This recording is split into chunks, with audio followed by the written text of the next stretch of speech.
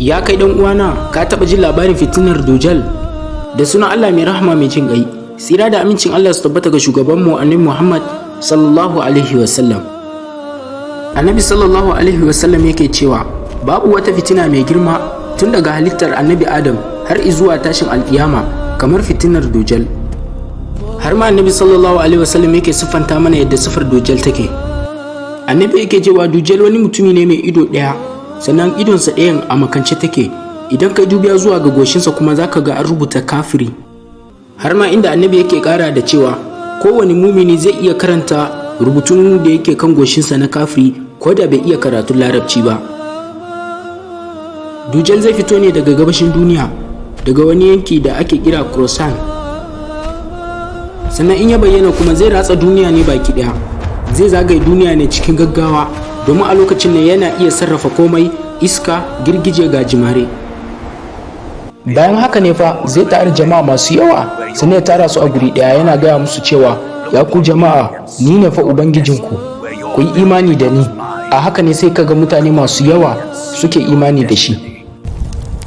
Sannan a lokacin nan ne fa inda yake bayyana wa mutane wutarsa da aljannansa, inda Annabi Muhammad sallallahu alaihi wasallam a cikin sahih Bukhari yake cewa wutar Dujjal ita ce aljanna, aljannansa kuma ita ce wuta. Kuma duk wanda ya imani da Dujjal a lokacin can, to wannan shine ya zama dan wuta.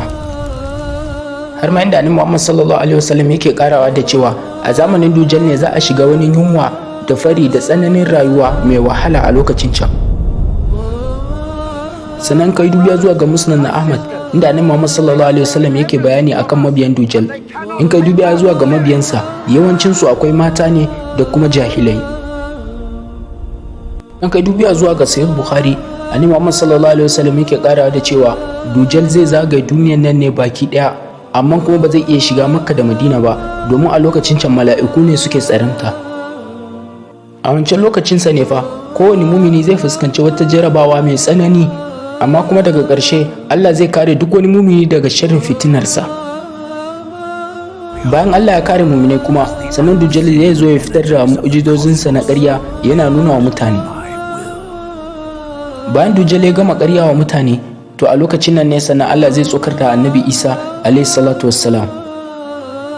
Sannan ka duba cikin sahih Muslim, Annabi Muhammad sallallahu alaihi wasallam yake cewa Annabi Isa zai soko ne a wani gari da ake kira Damascus, inda Allah madaukakin sarki kuma anan ne zai ma Annabi Isa izini akan kashe Dujjal. A wani kauli na malaman hadisi inda suke cewa Annabi Isa zai yi yunkurin kashe Dujjal, inda Dujjal shine zai soki kansa da mashi ya kashe kansa. Wannan shine kaɗan daga cikin kissar Dujjal.